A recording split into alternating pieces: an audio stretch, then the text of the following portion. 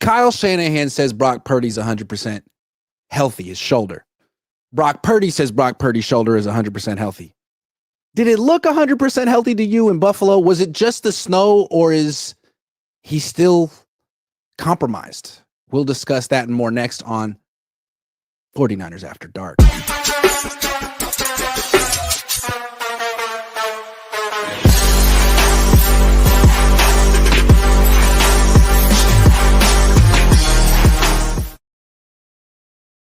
Good evening.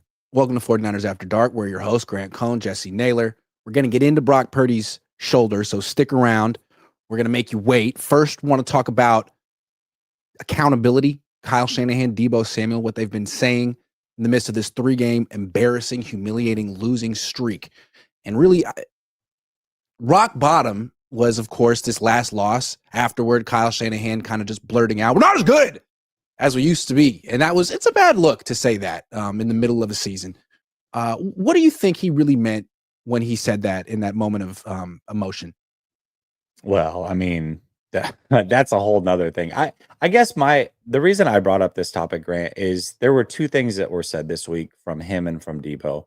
And I feel like we should be fair on both sides.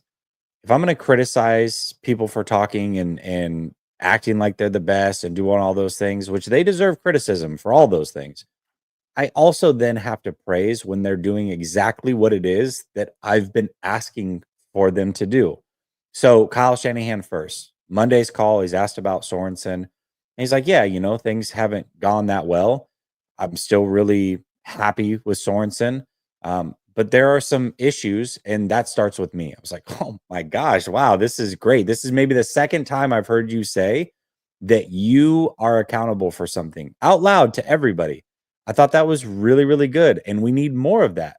Well, I say we 49er fans need more of that. I don't think you care. But we would love to hear more of that from Kyle Shanahan. And then Deebo on his show, I caught one clip, and the host, I think, has actually done a pretty good job on the clips I've seen over the last few weeks, kind of asking him tough questions and holding his feet to the fire a little bit. She doesn't follow up the way that I would prefer, but at least she's asking him some of these tough questions. And she gave him an out. She's like, listen, you guys have made some really deep runs, and I'm sure that can wear on a body, and there's been so much that's been going on this season. And he's like, yeah, he goes, absolutely. There's a lot of things that have happened, and it is really, really hard, but that's not an excuse. We have to take care of our bodies individually. We have to come in prepared. We have to come in shape. All those things are on us. And I think that we are better than what we've performed, but ultimately, none of those are valid excuses. I was like, okay, Deebo, thank you so much. That's what a captain should say. So for me, I just wanted to bring those two talking points up, and maybe, I know you heard the one from Shanahan, probably not the one from Deebo, and really just kind of open it up and ask what your thoughts are on that. I'm glad that you brought this up, because I think both Kyle and Deebo probably have reflected on the way they've acted this season in the midst of this, humiliating season. And I think maybe they both realized they could be a little bit more, accountable, at least publicly, because they haven't been so much. So I think both of them maybe had a conversation together. Maybe they talked about it. Maybe someone talked about it with them, and they said, yeah, you know what? It would be appropriate in the midst of this 3-game losing streak to talk like this now. So it's great. It's appropriate. All I'd like to say is I'd like to see Kyle and Deebo in particular do more than talk. Like, they need to do better at their jobs. Deebo, man, I thank you for saying the right thing, but it's gotten to the point where you're a better kick returner than you are a wide receiver. And when you get 5 targets in a game, I'm wondering if that hurt the team, because it ends up with like 20 yards. And those are targets that could have gone to George Kittle or Jawan Jennings. So Deebo, Kyle, great. But you got 5 games left. Finish strong, and let there be like an action behind this adjusted attitude. I find it interesting when, and I haven't really given my opinion one way or another fully on this, but a lot of people are on the side like, hey, Deebo's clearly lost a step. And then there's another group of people that are like, he's absolutely not lost a step. And I think that group of people wants to stand up for Debo in that moment, but I think they're actually doing him a disservice. I actually think I can stomach more that he's lost a step and may not be as good as he was versus the alternative, which is he's not lost a step at all. He's just not trying really hard. That's the alternative. So which one is it? Is he not trying hard and he could clearly do better? Or is he lost a step? I don't know what the answer is, but I can stomach the he's lost a step a heck of a lot more than the other way around, especially if he's a captain on this team. Dude, in his last 3 games, he's had 20 yards, 21 yards, and 22 yards. And note, he hasn't scored a touchdown since the Seattle game in Seattle. Like, what? And that was a fluky touchdown. Remember, that was the pass down the left sideline Yeah. where the corner flew into the screen and like completely whiffed as he was trying to catch it. And then nobody was around him and he just ran into the end zone. So Yeah, so that was a one fluky touchdown. He had another touchdown against the Jets week 1 that I honestly don't remember, and that's it for the whole season. He had 12 touchdowns last year. Like, what happened, man? Like, you could see that he still has burst on the kick returns. I just don't understand why he can't produce anymore. So it'd be great. I mean, again, the season isn't over. You're in one of the worst divisions in the division. Whichever team wins this division isn't going to be good. If Debo could just kick it into another gear, the Niners would win this division. They would beat the Bears. They would beat the Rams. But I don't even expect that anymore. With Debo, I expect about 20 yards and a drop and a good kick return. But I'm sorry, we were trying to praise Debo. Look, I'm sorry, Debo. Like, I want to, instead of like kicking him in the groin verbally, let's just say I hope this is, for both of them, like the precursor to the best work they've done of the year. That's all I'm saying. It'd be nice if like a change in attitude led to a change in performance. Otherwise, it's just empty words. Remember, he saved the season in Jimmy Garoppolo's job a couple years ago against Chicago. Maybe against Chicago this year, he can turn it around too, and they can go on a little hot streak. Maybe. I'm not going to bank on it, but it's possible. To me, this season is very not over, and 5 games is a lot of games. So it is a lot of games. It's a lot of games. I mean, that's a lot of touch. It's a lot of plays he could make. That's a lot of, minds he could change about who he is and what his future is with this team. Both of these guys. So it's great that they're saying the right thing. Maybe they needed a 3-game losing streak to, get their mind right. Because really, like, the Niners have been inviting distractions on them. Like, some of them have been unavoidable. There's been like tragedies and near tragedies, but like some ways the Niners just have been inviting distractions with like the hat gate with Nick Bosa. They've been awful since that moment. The shorts, the holdouts, all these things that could really are within the Niners' control that they can avoid. They've kind of embraced this year. Like, we can play football as a side quest while we do all these other things. Like, no, you can't. No, you definitely cannot. Okay. So as the Niners slip away from the playoff picture and Niner fans and analysts start to make sense of what happened this season, I think the prevailing narrative is, well, I mean, look at all the injuries. And on top of that, the bad luck, the tragedies, the near tragedies that have happened with this team. It's just at a certain point that reaches critical mass for human beings, and you can't expect them to keep fighting or to at least be a good football team with all that's gone on. Is that a fair summation of what happened this year?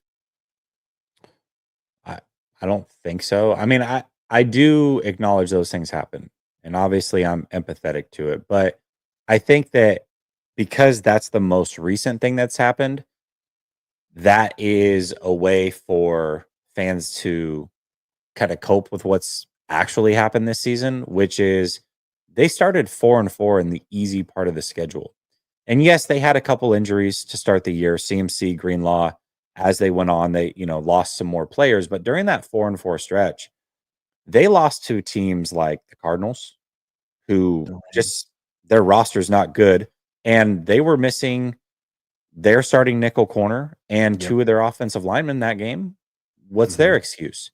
They lost to the Rams, who were missing 3 starting offensive linemen and both their top receivers. What's their excuse?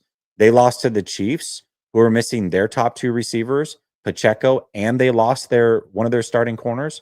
What's their excuse? They beat Dallas, which is great, but Dallas was without both their starting pass rushers and their starting corner. So it's like all these teams were dealing They with beat Seattle, then Seattle got a couple linebackers and they lost to Seattle. Well, listen, they did. They beat Seattle earlier in the year, but the game that they beat Seattle, they were without their best pass rusher, one of their corners, their right tackle, and one of their defensive tackles. And they had 3 different linebackers when they played the Niners the next time. Yeah. Or so I've been told. So it's to me, it's like these other teams had the same injury excuse. Now, obviously, the personal stuff happened off the field, and that's devastating. And that very well could lead to why the last couple of weeks is just, oh my gosh, it's insurmountable. But you still can't tell me that they were on their way to success this year when they had no quality wins. They had multiple awful losses, and that was in the easy part of the schedule. And that's the reality of the team. I guess my thing is, I don't really care so much what the fans think, in the sense that they're not the ones that are deciding on what happens with this team. I'm not the one deciding what happens with this team. I care what the 49ers think, and I hope the 49ers don't view it in the same way that the fans do, and they're going, oh, just bad luck, guys. I mean, if we just a couple things here, there, we'll keep all the guys together. And no, you cannot do that. You're not going to be competitive again next year for different reasons, I'm sure, but you can't just be content with what you have now and roll it out again next year. It's not going to be good enough. You made a really good point in the group chat today about Kyle Shanahan's quote about the better team. Maybe you forgot about it, but I want to read it again. It's not what you wrote. It's just what Kyle said. He said, last year's team was obviously a better team. I'm not saying just from the roster. I'm just saying from the beginning to end, the way we started out, the way we felt in training camp throughout the whole year. And I think like that to me is much closer to what happened this year. Yeah, there were injuries, but like I almost feel like that's almost a symptom of the Niners not having a good offseason. They didn't have their team there for most of the offseason, a large section of the team. And the year before, everyone was super locked in. The moment they lost the NFC Championship game, they were going on every freaking podcast they could go on and be like, watch what we're going to do this year. Watch what we're going to do this year. And they did it until overtime. And then this year, they didn't say anything about this year. They were like, it's a big hill to climb. I don't know. And I feel like it was kind of a self-fulfilling prophecy. And they know it. And I think they, like I said earlier, like, I don't know if I said it on the other thing, but they got to earn being good again. They just thought they would end up in the NFC Championship game because they did it 3 years in a row. Like, no, you got to earn it. And maybe they'll do it next year. Yeah, and I love that Kyle said that. It was interesting because I do feel like the training camp portion of that got lost in the shuffle of the whole we're not as good. And it's like, is that a good thing? It was, oh yeah, what's going on here? Is that what a leader should do? But he basically admitted like he knew in training camp they weren't going to be as good. And I knew in training camp they weren't going to be as good. But it's like, Kyle, man, I appreciate the self-reflection. Self-reflection is great. And you don't do it that much, so I want to praise you. Good. It's also like, man, you were in control of a lot of that, man. Like that whole thing with Ayuk, in retrospect, you probably should have traded him. You can't let it drag on that long. I mean, McVay would have traded him. Maybe McVay's wrong. McVay's kind of a tyrant down there in LA. If you cross him, you not only does he trade you, he trades you to the worst team in the league, or what he thinks is the worst team in the league. Kyle doesn't do that. Kyle's on the other end of the spectrum. He wants the players to like him, but the whole Ayuk thing felt like it derailed the season before it started. Yeah. And I don't know. RG3 said it too. And if RG3 says it's good enough for me. Dave Barclay says, okay, I love you all guys and Lowell the most, but this is my favorite show of all of them. No disrespect to you guys or anyone else. This is just a passionate show most times and a little dark. It is a little dark. It's after dark, actually. The Ryan G. Hensley show says, I'm a little disappointed in this show. Seems a little clickbaity. I would expect a show called After Dark to be a little more risque, if you know what I mean. That's right. Just wait. That was like two ends of the spectrum back to back, right? It's like, I love Yeah. this show. And then the other one's like, no, I hate this show. God bless America, says Grant. I'm so sorry, man. I just ran into Lombardi at my gym here in San Mateo and I froze up. I introduced myself like a goofy. Like I'm like a goofy. I'm sorry I let you down. No, I think you did the right thing. Like, if don't leave David alone. Yeah. Leave That's the David right thing to do. alone. Please leave that guy alone. Don't roll up to that guy, do something, and say, Grant, that's for Grant. Yeah, don't do that ever. JDM 408 says, before the season started, you had a source that said heads will roll if the season goes bad. Who do you and Jesse think gets the axe? I did have a source that said that. I should hit that dude up or girl. Damn it. I should have hit that dude Brandon right back. I mean, I knew I shouldn't have said that. I don't know. It does seem like they're gonna make some changes. I mean, what do you think, man? I had backed up what you had heard from what I had heard many, many months before. It wasn't quite that crazy, but it was just like, hey, if things don't go well, John Lynch would be the one that would be let go. Ooh. Is basically what it was. But that was it. I mean, and there was no guarantees or anything like that, at least not on my end. But I didn't get any guarantees either. But yeah. Kurt Garrett says the one stat that encapsulates the season is yak. Since 18, the Niners have led yak per reception. 21st this year. In total yak, they have 2 receivers, 31, 41, and top 50. That's where they're ranked. In 2023, they had 4, 13, 20, 25, 37. Meanwhile, yak monsters, Lions, Chiefs, Dolphins, Bucks. Yeah, it's very un-Niner. I mean, look, here's the thing. Jawan Jennings became their go-to guy this year. He's not a yak guy. He's a contested catch guy. And he's a good player. But I think a big part of it is the offense is freaking going through Jawan Jennings now. And that's what you're going to get. He's going to catch 75% of his targets. I don't know, maybe not 75%. But Christopher, I can't begin to pronounce his last name, says, too bad we can't see Tanner Mordecai. Grant, keep going on your coverage. You're the best. How do you think you pronounce his last name? Hengeler? Hengeler. Yeah. I'm bad. I'm sorry, Christopher. I'd like to see Tanner Mordecai. He's got a cannon. A laser. A laser. You don't know what that is. Laser beam. Matt McEwen, member for 16 months. I don't think Gen Z knows anything about Austin Powers. No, I don't. They don't know. Bobo says Debo also kind of fighting for his career. Who would pick him up if they released him in the offseason? Oh, if they released him, multiple teams would pick him up because no one would trade for him. And that's nobody's trading. No, not for that contract. I don't believe so. Anyways, Matt McEwen says, "Don't forget rest differential." Oh, I forgot about rest differential. Yeah, that's been the one, and it's happening again this week, right? Yeah. Dave Barclay, MMK comes in clutch with rest differential. Damn. It's true.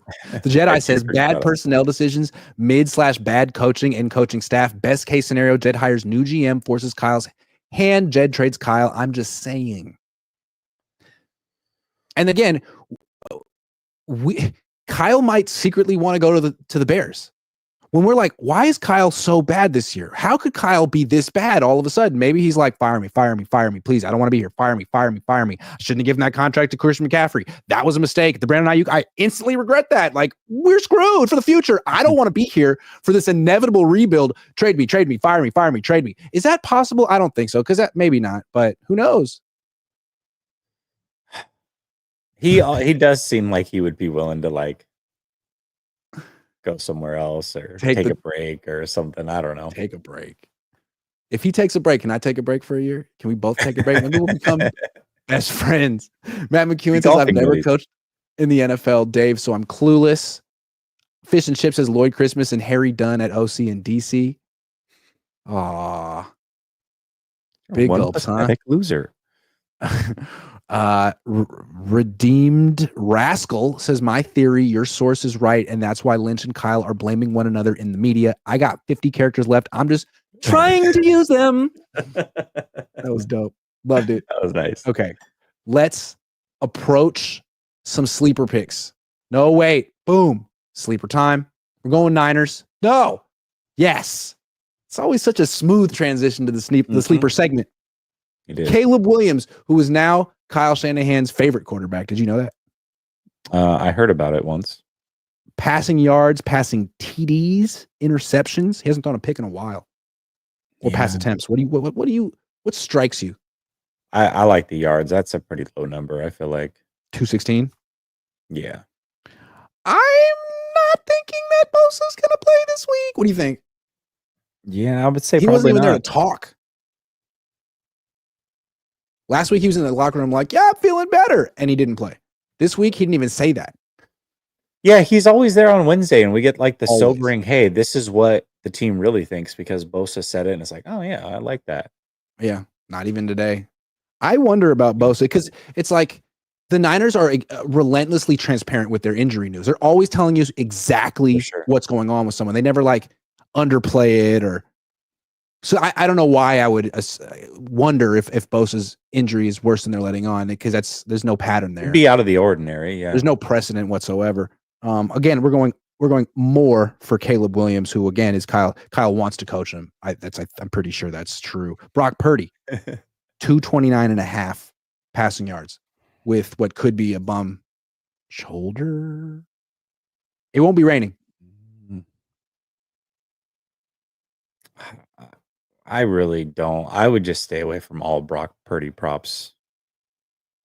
That's a fair. That's actually I'm with that because we don't really know the extent of what's going on with his shoulder. Kittle, 55.5 yards. They can't freeze him out 2 games in a row, can they? No, and I think that Kittle can eat against this Bears defense. So go more. All right, Garendo, touchdown. No, I don't think so. Jawan, touchdown. I mean, he hasn't scored one of those in a while. Or yards, 56.5. The yards are kind of tied into Brock's arm. I don't know. Yeah, it's tough to go more on both him and Kittle and then say maybe Brock doesn't get to his 220 whatever. Yeah. They have some good corners over in Chicago too, so they do. If he's matched up against Johnson, like that's not a good matchup. Okay, we're going to go less just to be haters. Debo, will this guy score his 3rd touchdown of the year? Come on, man. No. Was that a quick no? That was a quick no. That was a quick I know that like I gave the hope like, hey, it's Chicago. I liked it too. You almost had me. I know. Israel Abanikanda, touchdown. Anytime. No. Just no. That should be sorry. All right. Patrick Taylor Jr., touchdown. I love that Sleeper gives you these options. It's the best. So great. No. It's the best thing about Sleeper. I love it. Thank you, Sleeper. Patrick, no. And then Ricky Pearsall. Touchdown? Yeah. No. Sorry, Ricky. But it's just I feel like we should just all right, those are our Sleeper picks, and they're phenomenal. Caleb and Kittle, yes. Everyone else, God, no. Boom. Those are the picks, and they're official. And download the app and use promo code Cohn, COHN, and get promo code, get a deposit match up to $100. Okay. Can anything happen in the next 5 games that changes our stances on Brock and Kyle? Well, I think we should probably give our stance on Brock and Kyle. So my stance on Kyle is they shouldn't fire him. I know your stance is trade him, right? You're saying trade him? Yeah. Which has kind of been your thing. Okay, so clarified there. Brock, my stance has been they should make him play out another year before they decide on paying him. What's your stance on Brock? I have the same stance. Make him play out another year. I wouldn't offer him an extension. Okay. So let's talk Kyle first. My opinion could change based off of these final 5 games. If they go 1-4 and get obliterated on Monday Night Football in awful, embarrassing fashion against the Lions, then I might start to lean towards they should move on from Kyle Shanahan. Because if they just start showing no effort, right, no hunger, then it's like, okay, well, I know we're not in the locker room, but that really does start to feel like you've lost the locker room, which was like my one scenario of you got to get rid of this guy only if that happens. And I feel like that would be a sign that maybe it's starting to happen. So for me, if they go 1-4 or worse down the stretch, I think I might change my tune on Kyle. And with Brock, if he plays bad or he plays good, I'm still under the just make him play out one more year. Now, I don't believe they're going to do that, but that I think is the right move. I think getting a third full year of data would be so helpful into who Brock really is, and it will allow you to make a more informed, intelligent decision. So I would say for Brock, no, my stance probably will not change or cannot change in the final 5 games. Kyle, yes, it could. I feel like, yeah, I'm kind of out on Kyle. If I'd be surprised if he could find a way to win 3 games, 3 of the next 5. If he can, I guess I would change my mind. I'd feel like, yeah, because the thing is, if you've lost the team, if your voice no longer motivates them, if they're just tuning you out, then it doesn't matter how good you used to be. That's irrelevant. It's just irrelevant. It's just the facts is you're entering year 9 and they've tuned you out, and it's not going to be any better no matter how many times you run it back. If that's the case, then you got to go. And I think down the stretch, like if you can't put up a fight against the Rams, the Bears, the Dolphins, then yeah, it's over. It's over. With Brock, I feel like my opinion of him is kind of getting lower by the week, and it could keep getting lower. Like a few weeks ago, I was thinking, man, this guy is, or a few months ago, I was thinking this guy's gonna get the bag. He's gonna get a ton of money. Now I'm like, man, I don't even know if he's should be their starting quarterback next year. Like, maybe, but he needs to prove that. He needs to go out and have a good game or 2 because he's had some stinkers recently. He lost to freaking Geno. I get he was hurt, but he says he's healthy now. If he can't regain that form he had in the past, I'm going to start thinking like he's doing the Jimmy G slide. And remember the Jimmy G slide. It was long and it was inevitable. So I want to see Brock bounce back. Is the Jimmy G slide look like this? Yeah. Is that? I It's remember not the good Jimmy when G Sam slide Darnold has too. a better season than you. No, it's not. What do you think? Not what do you think? What do you remember people saying that were really, really big on Brock Purdy? Like what were the 2 big reasons why?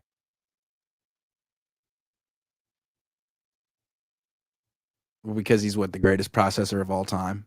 And 1. And mobility, right? mobility, yeah. He's quick. He's faster than Lamar Jackson, technically. Yeah, for sure. Yeah. Okay, the mobility still stands. He's clearly very quick. Like that's True. a real thing. But the processing, is that his superpower? You I'm showed gonna us give you a stat. a stat today from PFF. Go ahead. So Brock Purdy, and I've by the way, I've been saying this since week 2, watching the film every week on my channel. More sacks than any quarterback in the league are attributed to him. Here's the more alarming thing. So 14 sacks are attributed to him. Caleb Williams, a rookie who we all agree holds onto the ball too much, runs around too much, and runs himself into sacks, is number 2 on that list with 12. Caleb Williams has 87 more pass attempts. Jeez. So Brock Purdy, from a percentage standpoint, it's even worse because he's 19th in the league in passing attempts. So he's dropping back way less than any of these guys that are even close to him. Even close to him. Man, that's not a processing savant to me. No, it's a guy who's doing entirely too much. And like, why are you trying to play like Caleb Williams? I know why. Because Kyle secretly loves Caleb Williams. I guess he loves Caleb Williams. He's like, did you see Caleb last week? That guy's incredible. Man, I wish I had a quarterback like that. Do you know what I mean, Brock? You know what I'm saying, Brock? Because you're okay. But like Caleb. Yeah.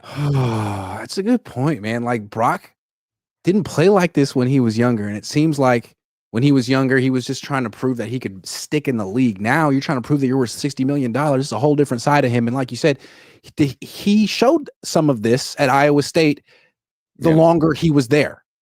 Yep. A lot of this. I mean, he was thought to be probably a top 3 round pick. And then as the years went along and some of that talent got stripped away, he started playing more and more hero ball, had more what the F moments, and ended up being the last pick in the draft. So maybe this is who he is. Maybe he regresses as he goes. I don't know. If he doesn't play, I mean, if you look at his PFF grades, it was like really good against the Jets, and it's gotten like consistently progressively worse as the season goes on, to the point where he was like in the 40s against Buffalo. Just awful. Maybe it's the shoulder, maybe it's the elbow, maybe it's the league has caught up to him. Who knows? But if that trend continues and he has bad game after bad game down the stretch, I'm thinking about bringing in a different quarterback. Like, that's how much I feel like Brock has to prove down the stretch. Like, show that you're still good.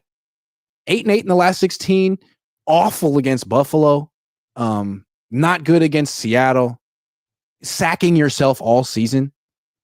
Come on, man. You got to finish strong, or else Sam Darnold's going to be a free agent. Like, what if Brock's doesn't finish strong and his agent goes to the Niners and is like, well, this is the market. You know, this is the way he needs $55 million a year. Pfft.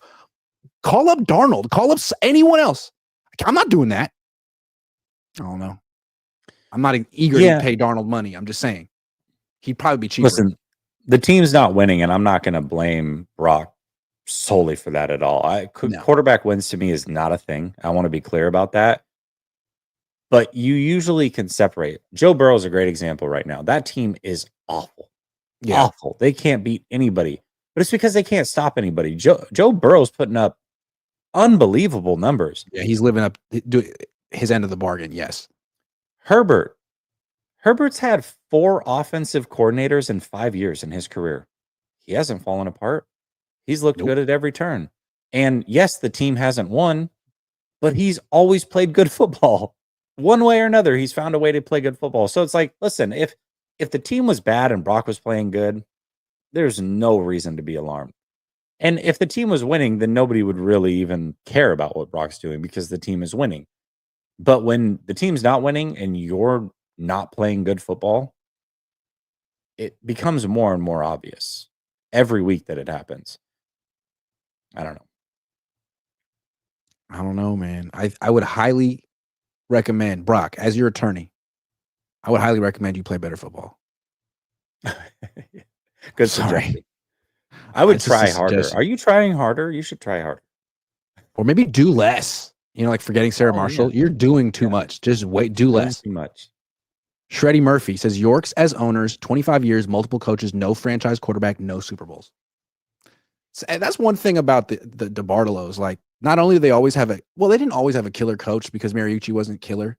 They always had a really good quarterback. Even Garcia. Garcia was a Pro Bowler like 3 years in a row. Garcia was ass. The worst. Yeah, he was the worst, and he was a multiple-time Pro Bowler. Yeah. Yeah. Wave 9 says Kirk Cousins better than Brock Purdy. No debate. Kirk is coming. Well, I'd rather have Darnold than Kirk, man. I think Kirk, going into this year, I had Kirk above Brock, and Brock's not playing good football.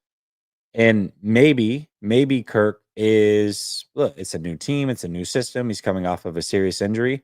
I could see him bouncing back and being really good. I think it's hard. Because I don't know which one I would trust to happen more. If you said one of these two is going to bounce back next year, it's going to be Brock or it's going to be Kirk. Which one would you believe in more? It's like, well, Kirk has a way longer track record of being really good in this league. I would think it's him, but he is coming off of an injury, so I'm not quite sure. Brock's at least young. I don't know. I think to me, they're too close. I wouldn't mess with either one. If I'd go with Brock because you could theoretically have him for $1 million. Yeah, of course. Yes, of course. But if he's going to hold out and not play for that. Yeah. If it's pay Brock 60 or Kirk 45, I'd pay Kirk. Oh, I agree. I'm not paying Brock $60 million a year. Thankfully, I don't have that money. It's not up to me. Yeah. but No, that's I wouldn't. disgusting. It's nasty. Disgusted. Matt McEwen says Brock abandons plays too fast. He does. Alan from Coles says, hey, Grant and Jesse, big fan of y'all. If you guys come to Indianapolis, let me know. Lunch on me. Oh, I I'm appreciate just it. going to show up downtown Indianapolis and be like, Alan I'm going to Coles. Where's Alan? Where's Alan? I'm hungry. Big Ten championship this weekend. Yeah, baby. Indianapolis is one of the Combine. few NFL towns I've not been to. I would like to go, Alan. That's very generous of you. Thank you. Maybe for the combine. Niners might have a top 10 pick. Might be time to go to that combine. Yeah, for sure. You know? Towns I haven't been to in the NFL yet. Indianapolis, Kansas City, Houston, Baltimore. I'm excited to go to Indianapolis. I heard good things. Midwest towns are just so endearing. You know, they got the stadiums right there in the middle of the town. Yeah. No, I think that'd be cool. Yeah. What you talking about? Willis says Kyle Shanahan is fired. Who has the knowledge around the league to vet hire the next coach? Jed has no clue. Parag is a luff. Keep Lynch maybe next to hire next. Maybe Lynch. The Niners did hire Kyle, so I mean the Yorks figured that out. You guys liked him for a while. Not anymore. Yeah, I mean, I would prefer that they brought in a GM that knows what he's doing and just let him do what he should do, which is hire the next coach.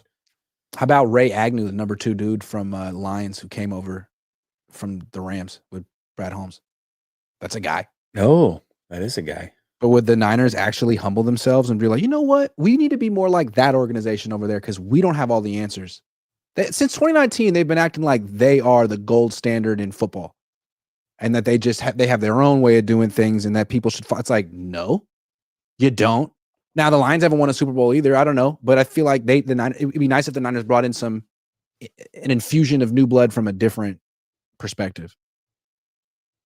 I don't know. Yeah, I mean, if you're gonna get rid of Kyle, then you've got to get rid of John and just do the whole thing. Niner Empire DMV says great show tonight. Thank you very much, Niner Empire DMV. Okay, thank you, bro. Kyle Shanahan. We talked this. We let off with this. We made you wait. Here's the big payoff. Kyle Shanahan says Brock Purdy's arm is good. Brock Purdy says his arm is good. You watched him play against Buffalo. I put out like a 3-minute clip of him warming up today. I don't know if people saw it. Go on my channel, check it out. Best guess. Is he 100% healthy? No.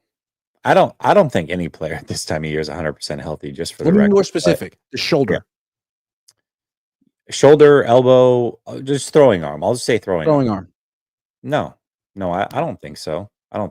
I think for him to not practice really for a week and then play in the cold, kind of half practice that week, there's no way that it's 100%. Now, is it an excuse? No. I mean, if you're on the field, you're playing. If you've decided to suit up, then you've got to play. And if you can't play at a top level or your best, and that's not helping the team, then you probably shouldn't be playing. So if he's out there, I'm assuming he feels like he can help the team win, which means you're going to be held accountable for doing just that. But I don't believe he's healthy 100%. No, there's no way. There's got to be something up with that shoulder that we don't know about. Something. Or I get elbow. The feeling when the season ends, they're going to come out and be like, look, we didn't want to talk about it, but he was playing through X, Y, Z. He's the toughest player of all time. We're giving him the Purple Heart and Medal of Courage and a 6-year extension. I don't know. I want to give him credit for not talking about it. Like even Fred Warner, it was like, why'd you tell us? Like, you should have told us after the season, not with 5 games left, but it's okay. I'm not knocking Warner, but I do give Brock credit for just being tight-lipped about it, not using it as an excuse. Not being like, hey, if I put up some subpar numbers, just remember that that's not the real me out there. Because no one cares, man. If you're on the field, you got to find a way to win. Forget numbers. You got to find a way to win. And I think he's trying to do that. And like 4 years ago, the last time the Niners had one of these down years, Jimmy got hurt. And he shut himself down for the whole season at a certain point. And I think Kyle Shanahan wanted him to come back and felt he could have gutted it out. And I think maybe Jimmy was like, for what? For who? Season's over. And I think that was a big reason they traded for Trey Lance, because Kyle's mind, like, dude, we pay you to play football. If you can play football, you need to play football. So at least Brock is showing Kyle, like, hey, man, if you pay me, I won't make business decisions. I'm a tough guy. And I think he is essentially an extremely tough guy who wants to play football. No, I agree with that. Yeah. What was didn't Jimmy have a shoulder thing along with a thumb going into the playoffs in like 2021? What was the shoulder thing that he played through? Do you remember? I forget how he hurt it, but he played through a shoulder thing. That was 2021. Mm-hmm. And then the Niners that year were going to try to like trade Jimmy and Yeah. make Trey the starter. And then all of a sudden, as soon as they're about to trade Jimmy, Jimmy's like, oh, psych, I just had shoulder surgery. I'm not going to be ready for a while. Can't trade me. Remember that? Yeah. Yeah. That's I could see something like that happening with Brock. Maybe without the surgery, but just like similar to what Jimmy had, not as severe, but he was able to fight through it, and we just didn't want to talk about it. He didn't want to talk about it or make an excuse about it. Whatever. Like, yeah, I could definitely see something like that happening. And the 49ers do this. I mean, how long I made a short like weeks ago, like, man, Fred Warner's not playing very good football. He's given up 30 completions in a row. It's like, well, now everybody wants to comment and be like, well, yeah, he's hurt. It's like, I didn't know that then, but we did find out eventually that he was hurt. And it was, in hindsight, like, oh, yeah, obviously he was hurt. He wasn't playing good football at all. Here's the thing. If he like finishes the season, stays on the field, wins a couple games and has a couple good performances, I do think he could get a 5-year extension. Not that he should, but I think he could. And it might be structured in a way that's very team friendly. Like, hey, here's technically $60 million a year, but there's nothing guaranteed after the first 2 years and it's backloaded. So good luck. Bet on yourself. It could be something like that. Yeah. But yeah, I think that's pretty much the best he could do at this point. And he could do a lot worse than that. Like if he were to shut himself down, if he were to like, let's say he plays and at the end of the year, like you said, he needs surgery, just a minor one, but surgery, no extension. You don't get an extension while you're rehabbing shoulder surgery. So like he doesn't even have to be great to get an extension, but he does have to be healthy to get an extension. Yeah, I agree. So be healthy. As your attorney, Brock, I advise you to play football without getting hurt. Simple as that. So good. So good. Okay. Niner Empire got you. Jay Odyssey. What do you guys think about the Alshire late hit on Trevor Lawrence? I thought it was weak myself. Love the show. I go back and forth with this one because there's a couple times that I've watched the Texans this year. I'm like, man, Aziz is like on the line of really getting in some, getting some fines and some hits here. He's done some sketchy stuff, but that play in particular, yeah, he was super. I do think he's just a super aggressive player, so it warrants that potentially could happen. But also, it's really hard when you're going at 100 miles an hour to just stop and know that somebody's sliding. It's so tough. So I don't know, man. Can I say something? It feels very political. It's taken on a life of its own. Like it's a player who had a late hit. Like, okay, that happens once a week in football. But like the way people have gotten really mad and the fact that he's suspended for 3 games and the stuff that John Runyon wrote about him feels very political. Like, well, Runyon, he has no room to talk. He was voted like the dirtiest player when he played. It's just like one of these moments in an NFL game that like transcends the sport. And all of a sudden you're getting opinions from people who never watch football. And it's people who would just be like reading, the National Review or the Wall Street Journal or like, you know what I mean? It's like, oh, this is terrible. And he was wearing Free Palestine cleats. Oh my, his name is Alshire. Oh my God, I hate him. It's like, okay, whoa. Yeah, you don't know this guy at all. And Angel Reese thing. It's like, you guys never cared about the WNBA before. Don't act like you're like in on this thing now. All these people with very strong takes about Aziz Alshire. You just heard of him for the first time today. What are you talking about? Yeah. What team did he play with before this? Can you name them? No? Okay, I didn't think so. Yeah. I always thought of Aziz Alshire. When I think of Aziz Alshire, I think of a really good linebacker that the Niners should have kept. That's my impression of it. But I do remember that last year. I think Fred Warner was mic'd up. Yeah. And they were walking off the field together. Aziz had just made a really big play, and he's walking off the field kind of away from everybody, not celebrating. And Fred's like, oh, come on, man, trying to hype him up. And he's like, get off me, man. Like, it was just really weird. I was like, man, I don't think he's going to be back. I don't think he wants to be here. There's the guys who are in on the 49ers and the guys who are not in. And he was Yeah. never quite in. Like they was a product of them, but they never really promoted him. Alan from Coles, again, you guys would love the combine experience. Do you guys see us potentially trading down in the draft because of the cap space? The Niners might want to never draft in round 1 again. They really suck at it. They might want to just trade those picks for running backs. Yeah, we'll see what's available at that whatever pick they end up getting, but yeah, I think everything's on the table for them. I might go to the combine this year, considering I'm not going to playoff games. Might be fun. Yeah, I ain't got shit to do. It's Friday. Moises Rosales says, Grant, legit curious what your beef is with Lombardi. Do you think he disrespects journalism with his optimistic skew? Was he a jerk to you in real life? I didn't like during the Ricky Pearsall rookie minicamp when he went on his YouTube and said that he was the only objective, honest 49ers YouTube channel. I didn't like that. So that I felt like opened the floodgates, just a green light for me to say how I feel. Also, he doesn't have an optimistic skew. He thinks he's on the team. Before the games, like around the field, he's like hugging players' wives and stuff. He thinks he's on the team. It's weird to me. Like optimistic skew is fine. So there's a lot of people do that. There's a million homers out there. He's on a whole different level, and it's delulu, in my opinion. And what I think was crazy about it too is that like the way he writes about the team, the like over the top, this is the greatest team of all time.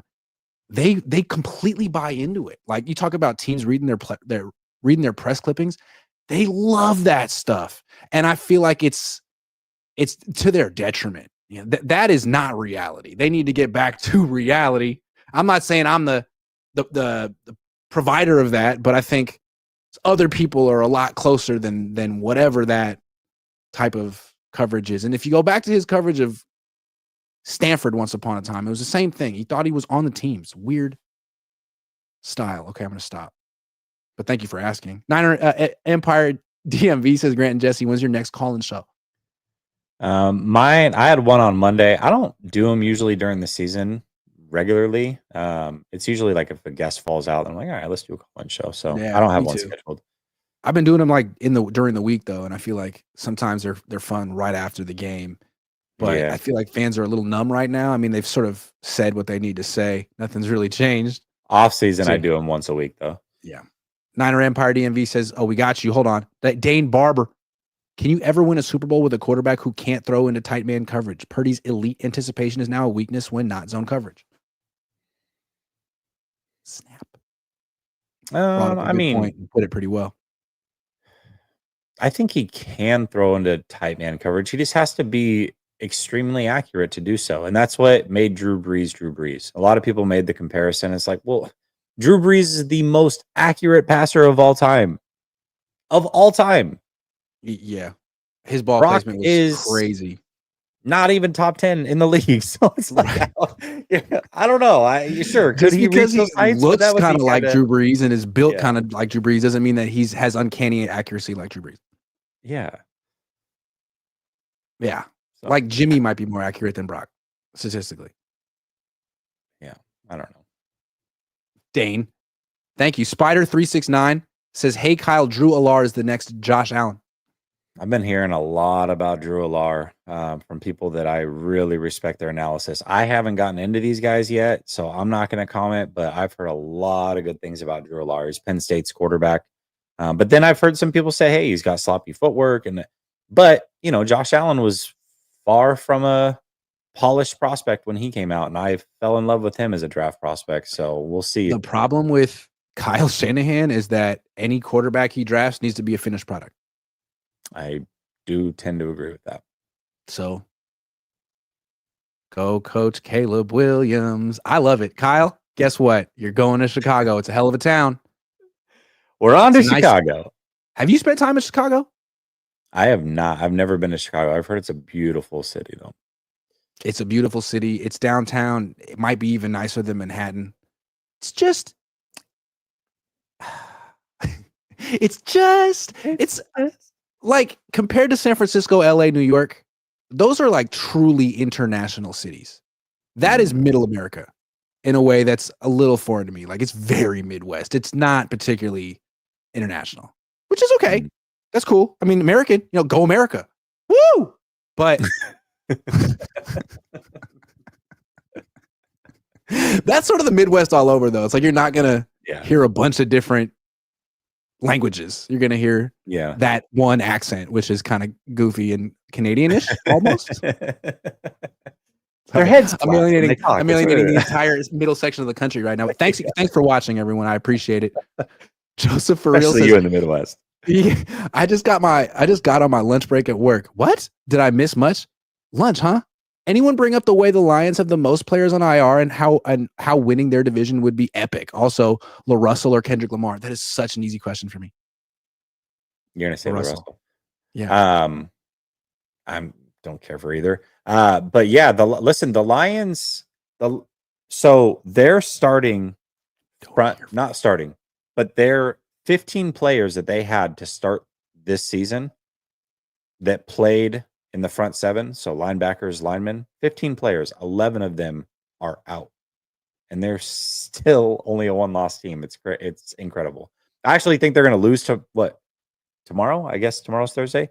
I think they're going to lose tomorrow to the Packers because of it. But to this point, man, it's very impressive what they've been able to do with that many injuries. I made a LaRussell playlist today, and I'm texting it to myself so I can put it in the chat because I want people to hear this. It's important. It's really, where you at? Boom. Okay, here it is. Yup. Where is it? Nope. Yeah, there it is. Open Spotify. Yep, it's going in the chat. Hold on. This is the most important thing we've ever done on this show. Ever. Boom. There it is. My LaRussell playlist. How many songs do we have on it? It's 32 minutes of LaRussell. Ooh. 32 minutes. Vallejo's finest. Moises Rosales says, is there any added benefit for your coverage you get traveling to road games versus staying at home and watching? Yeah. I mean, I think I got a much better feel for the pain of that loss, being there beforehand, in the snow, afterward in the locker room, seeing Kyle Shanahan's face, feeling his desperation and frustration when he was asked about the fight of the team. Yeah, I think if you have the opportunity to go, it adds a little. I don't think you have to, but if you can, get off your freaking ass and go. It's hard, but I do think you get something from it. I think you get something from it. I'm glad you brought this up because I completely forgot to ask you, and it was definitely something that's been on my mind. So the vibe I got from watching his press conference after the game was he was oddly calm and relieved. I felt like he was showing relief in that moment. It's like, oh my, you guys all know we suck. This is great. Now I don't have to have this pressure of trying to act as if this team is really good and we got to go win and we're still a Super Bowl team. Did you feel that in the room? Like, normally he gets a little snippy. He's kind of, you know what I mean? He fights back a little bit. He was just like, yeah, no, I mean, we're just not as good as we were last year. And he was very open and answering questions. You asked about the injections in Purdy's shoulder. He's like, no, it's just everything was very calm with him. My interpretation is that right before someone gets fired is when they're their most cooperative, docile, borderline submissive. Like, when it's bad, all of a sudden, like, to me, okay, so he usually comes in on the road. There's usually a little podium. He's usually above you, and he's like 6'3". He's a tall dude. So I'm like used to looking up at him, and it's like the Wizard of Oz, like all of. But like there was no podium. I don't know. He just looked small. It's like, are you my height? He just looked smaller than usual, and his voice was quieter than usual. And it's like, man, this dude's lost 3 in a row, and all of his bravado, like all of that arrogant smugness that I can't stand was gone. And it was like, yeah, man, I'll stand here as long as you want, man. I'll answer all the questions, which you appreciate finally, because it's what he should do all the time. But knowing who he is, it's like, oh boy, this is not good. He has lost his edge. He's nervous. That was my interpretation. Like, that's a good point. That's a good point from that he was on your guys' level. He was standing like right next to you, which is very, very different. And when you add that in, and I completely had forgotten that like a day later you had said, yeah, York was there like at the locker room high-fiving people. And then then you say, okay, well, you saw that, and now all of a sudden Kyle's very docile and just open, and it does a little weird. I'm not saying that there's turmoil or he's going to get fired, but it is a little weird when you put those two things together. It's like, why are you doing this? Is so not. And then Yeah. today, Eric Branch was like, I don't mean to ask like a kiss ass question, but man, you're so good after losses. It's like, no, he was really good after that loss. And to me, that's like, it's the 7th loss of the season. It's the 3rd in a row. There's no coach who's going to come out and have an attitude at that point. Like, now it's your time to be like, hey, I'm super professional. I'm doing my job. Whatever question you want, I got you. Maybe I'm wrong, but that couple, we don't know what Jed York said to him. It could have been a look. It could have been one phrase, but it was enough to make Kyle seem a little shaken. Shook his hand, leaned in, and said, "Not acceptable," and then patted him on the shoulder and sent him into the locker room to address the team. Could you imagine? I don't know why all fans think they're getting an elite quarterback. There's only so many. LOL. Yeah, that's why they're called elite. There's like 4, maybe 6. And that's why you don't pay non-elite ones. There's no reason, because you can get a lot of quarterbacks that are inexpensive that can win in this league when they are inexpensive. But what you can't do is pay a quarterback that's not elite and win. That doesn't happen. I agree. Wave 9, GC. I know you aren't a fan of Kirk, but come on. What I do? Kirk. I like Kirk. Kirk's fine. I mean, he's getting old though. Garendo season, says Duck twice. Yeah. Hell yeah. Dane Barber says this show is an international city. This show is an international city. From Australia. PS. Bigger beef, Drake Kendrick or Kyle Grant? Drake Kendrick. That was bizarre. Yeah. Kendrick really did the Lord's work with that one. I got to say, Kendrick, I'm not the biggest fan of your work, but that was needed to be done. Sorry. I'm just prejudiced against Canadian rap. It shouldn't exist. It's not a genre. If you're from Ontario, you can't rap. You have to keep it to singing. That's it. Dwayne Rogers says Grant's suggestions of needed adjustments are the reason Kyle never made them, because he doesn't want Grant taking credit. And I would take credit too, because I'm quality control. Yeah, and he's like, I just can't let Grant get on his YouTube channel and take credit for this one. What did Grant tell me to do this week? Give it to Mason? Cowing? Never. Double R Films says Isaac measures up to being a better version of Juice. How long do you guys think he'll be the starter the rest of this season? Who, Juice? Oh, Isaac? I don't know that Isaac makes it through the season. He's going to get ran 25 times a game, and he's like, it's getting hit. He's never been a bell cow back at any stage. So now, how many games did he start in college? A bunch of carries. None. I don't know. Oh, okay. 0. I was going to say 1, maybe. Yeah, I don't know. Kyle, could you do Isaac a favor and split the carries, please? Please. We'll give you the credit. Right. I promise. Gold House says Kyle and Lombardi swimming in Lake Michigan. Sketch. All right, everyone. Thanks for watching. Be back tomorrow. Jesse, are you doing any more streaming tonight? Yes. Behind Enemy Lines. Got a Chicago Bears guest on. Last Second Sports. Come tune in. It starts in 1 minute. That's 3 streams in a row. I don't know if you guys understand. You guys may not be familiar with Jesse's game, but he's that guy. See you guys. Thanks, man.